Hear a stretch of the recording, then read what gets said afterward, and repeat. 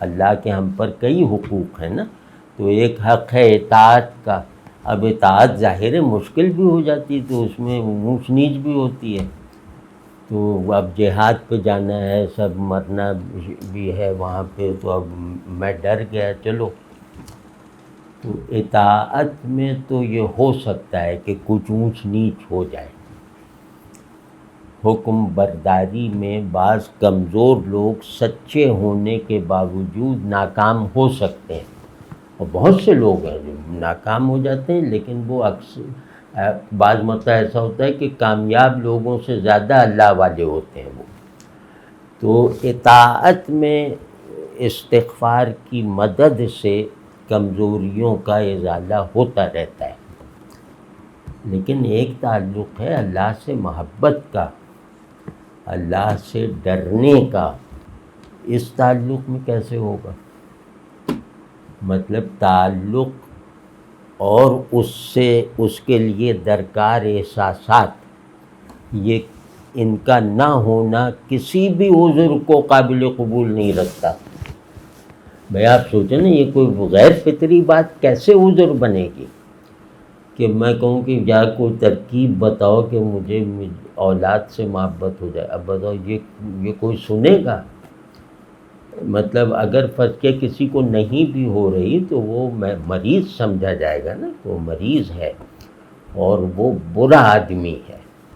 تو اسی طرح یہ کیسے ممکن ہے کہ جس کو میں نے زندگی کے لمحے لمحے کا حاصل بنا رکھا ہے، جس کے بغیر میرے اندر خود میرا اور دنیا اور کسی بھی چیز کا کوئی تصور نہیں ہے، جس کے ریفرنس سے چیزیں موجود ہیں، اس کے بارے میں میرے اندر کوئی کشش، کوئی رغبت، کوئی ڈر اور کوئی جذبہ، کوئی امنگ، کوئی دیوانگی، کچھ بھی موجود نہیں.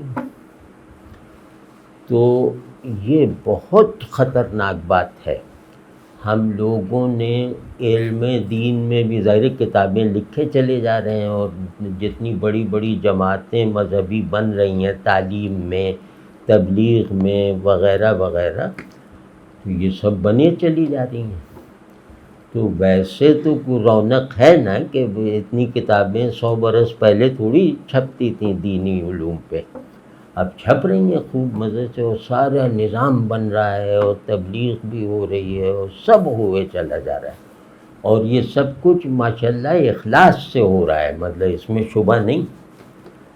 لیکن نتیجہ کیوں نہیں نکل پا رہا؟ دنیا کے بہترین ذہنوں نے ہمیں اللہ کی طرف موڑنے کی کوشش کی ہے. دنیا کے مخلص ترین لوگوں نے ہمیں اللہ کے راستے پر چلنے کی دعوت میں اپنی جانیں کھپا دی ہیں. کیوں اثر نہیں ہو رہا؟ وہ اثر اس لیے نہیں ہو رہا کہ ہم اللہ سے تعلق کی خوش فہمی میں مبتلا ہیں، اور اللہ سے تعلق سے ہم گھبراتے ہیں.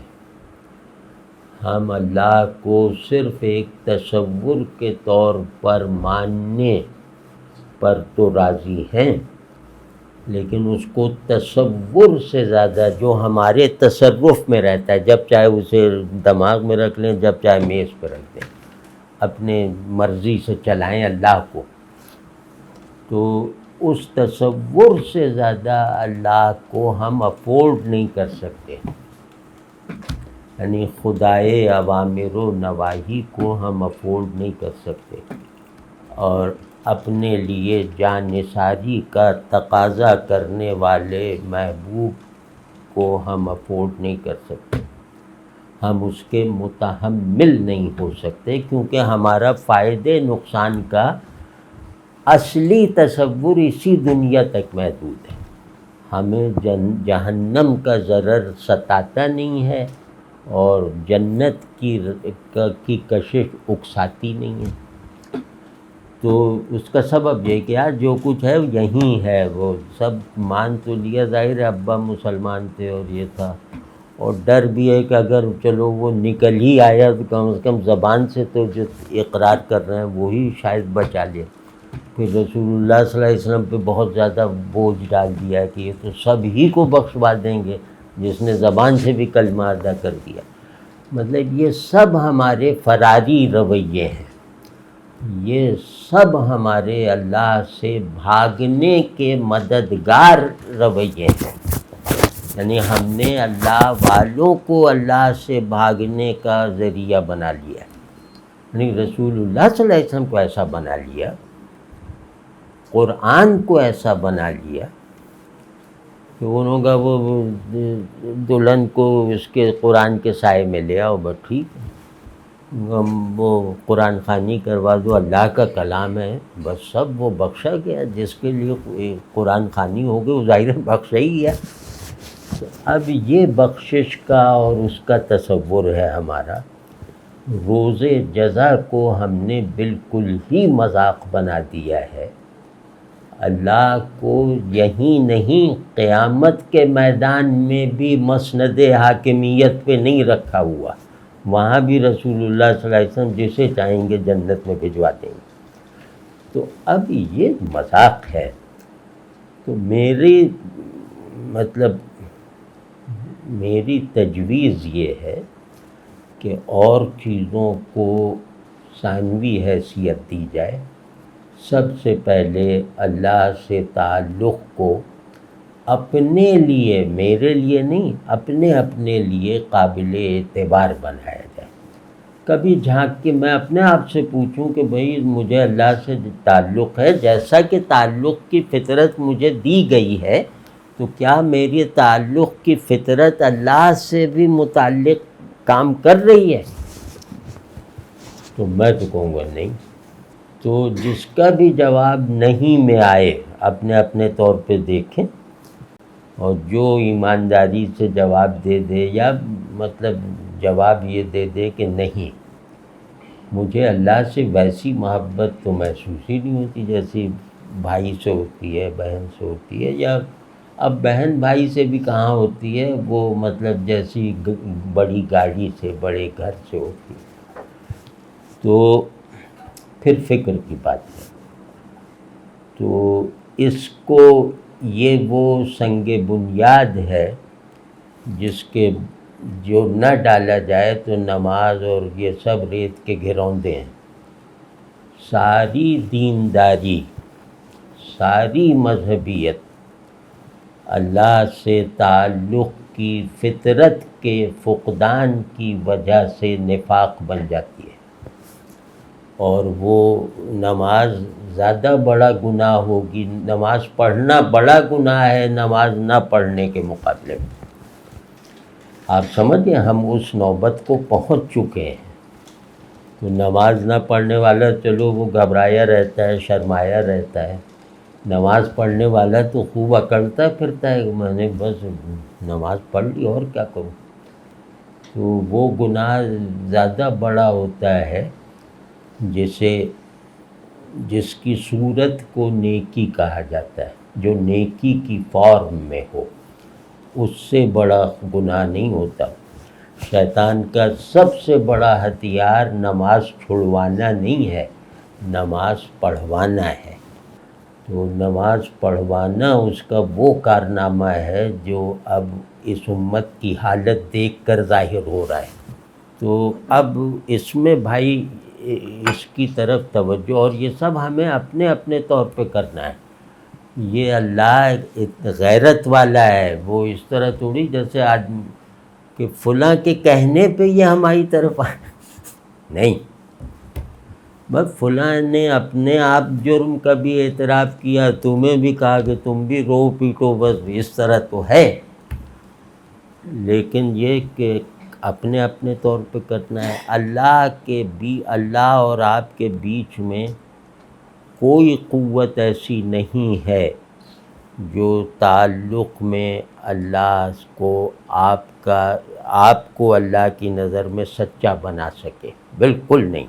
یہ براہ راست اللہ سچائی دیکھتا ہے. تو اب یہ کرنا ہے کہ بھئی مجھے کیوں نہیں ہے، چلو اللہ تو بہت، اب اس میں کیا ہوتا ہے کہ علماء کو جب دیکھا گیا کہ بھئی ان میں بھی وہ نہیں ہے، یہ بس فصاحت و بلاغت سے بیان کر دیتے ہیں اللہ کے احکام یا ذات و صفات وغیرہ.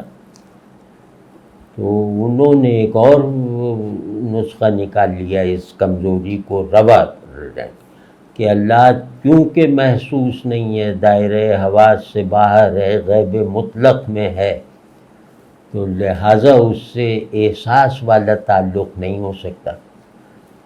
اس کو لوگوں نے پکڑ لیا مدرسوں میں، انہوں کا بس کیا ضرورت ہے، اللہ ظاہر ہے، اب کہاں سے محبت کریں، نہ دیکھا نہ سمجھا نہ کوئی. تو ہم لوگ بس اسی نشے میں چلتے چلے جا رہے ہیں. تو اب سب کام چھوڑ کر، یعنی سب کاموں کو چھوڑ کر نہیں بلکہ سب کاموں کو ثانوی بنا کر، سب کاموں کو مشروط سمجھ کر اس شرط کو پورا کرو. اللہ کے لیے ہنسنا، اللہ کے لیے رونا، مطلب اللہ کا خیال آئے تو یہ ایک بڑا واقعہ ہوتا ہے. مطلب جب بھی میں قرآن پڑھوں تو یہ بہت بڑا واقعہ ہوتا ہے. قرآن مجھے فوراً آخرت میں لے جاتا ہے، وہ جنت اور جہنم کو حصی بنا دیتا ہے. تو وہ ایک غضب ہے، جلال ہے، جمال ہے، بشارت ہے. تو وہ سب تو ظاہر ہے اللہ ہی فرما رہا ہے نا، اس میں کوئی شبہ ہی نہیں ہے. تو اللہ کہہ رہے ہیں تم یہ کرو گے تمہیں سزا دیں گے، ہم ہل ہل کے وہ بھی پڑھ کے گزر گئے. اللہ کہہ رہا ہے یہ کرو گے تو ہم جنت دیں گے، وہ کہہ گئے ہم بھی اسی طرح غفلت میں پڑھ پڑھ کے چلے گئے. تو یہ قرآن لعنت کرے گا ایسے تلاوت پر. یہ قرآن کا انکار ہے. تو بھئی اللہ ڈرا رہا ہے تو ڈرو، فوراً سجدے میں جاؤ، یا اللہ مجھے معاف کرنا، یا اللہ مجھے میری توبہ قبول کرو. بشارت دے رہا ہے تو بھی سجدے میں چلے جاؤ، یا اللہ اس بشارت میں میرا حصہ بھی رکھیے. آپ خود سوچئے کہ ایک وزیر آ کر یہاں بشارتیں دیتا رہے کہ اس کو ہم اتنا، وہاں اتنا، اس گلی میں یہ، تو سب اٹینٹیو ہو کے اور اس طرح نہیں سنیں گے کہ میرا حصہ بھی ہونا چاہیے. تو قرآن اتنا بے اثر ہو کے رہ گیا ہے. یعنی قرآن اللہ کا یقینی ترین کلام، وہ اتنا بے اثر ہے. تو میرا مشورہ یہ ہے کہ اس میں ذرا سنجیدگی سے نماز، ذکر اور قرآن، ان کے ساتھ طبیعت والی مناسبت پیدا کرنے کی کوشش اور دعا کی جائے. نماز، جس کی نماز اچھی نہیں اس کا دین اچھا نہیں. جس کی تلاوت بے اثر ہے وہ اللہ کو نہیں مانتا. یہ مطلب یہ بالکل واضح بات ہے. یعنی کلام بالکل اثر ہی نہیں کر رہا ہے تو اس کا مطلب میں متکلم کو مانتے ہی نہیں. تو یا میں غلط پوزیشن لے کے پڑھ رہا ہوں، یعنی میں بندگی کی پوزیشن لے کے نہیں پڑھ رہا. تو میں نے دیکھا ہے ایسے لوگوں کو جن کی ایک لفظ سمجھ میں نہیں آ رہا ہوتا تھا قرآن، لیکن وہ پڑھتے ہوئے روتے اور ہنستے تھے. تو ایسا نہیں ہے کہ قرآن صرف مفہوم تک ہے، بلکہ ایک تعلق آدمی کا ہوتا ہے نا، تو وہ اس کو نہ سمجھتے ہوئے بھی اس کے ساتھ اس کی رغبت کو، اس کی محبت کو برقرار رکھتا ہے کہ یہ میرے مالک کا کلام ہے، یہ میرے معبود کا کلام ہے. یہی تصور اسے رلاتا اور ہنساتا رہتا ہے. تو یہ نہیں کہہ رہا کہ سب لوگ عالم قرآن بنیں، بلکہ کہ اللہ کا کلام ہے، بس اس کو یاد رکھو ہر موقع پر. اور دوسرا یہ کہ نماز احسان والی ہونی چاہیے. احسان نماز کی قبولیت کی شرط ہے، لہذا فرض ہے. اور ذکر جو ہے وہ حضوری پیدا کرنے والا ہونا چاہیے کہ اللہ مجھے دیکھ رہا ہے. اس احساس میں رہنا، اس کے لیے تھوڑا اہتمام، اپنے اپنے مزاج کے مطابق تدابیر اختیار کریں اور ساتھ ساتھ دعا کریں کہ یا اللہ بس اب نصیب فرما دیجئے. اللہ میرے ہاتھ میں کیا ہے، آپ بس نصیب فرما دیجئے. مجھے اپنے تعلق میں سچا بنا دیجئے. یا اللہ مجھے خود یہ اعتبار دلوا دیجئے کہ میں آپ سے تعلق رکھتا ہوں. مجھے اپنے اوپر ابھی یہ اعتبار ہی نہیں ہے کہ میں آپ سے تعلق رکھتا ہوں، اور اللہ جانتا ہے کہ نہیں ہے.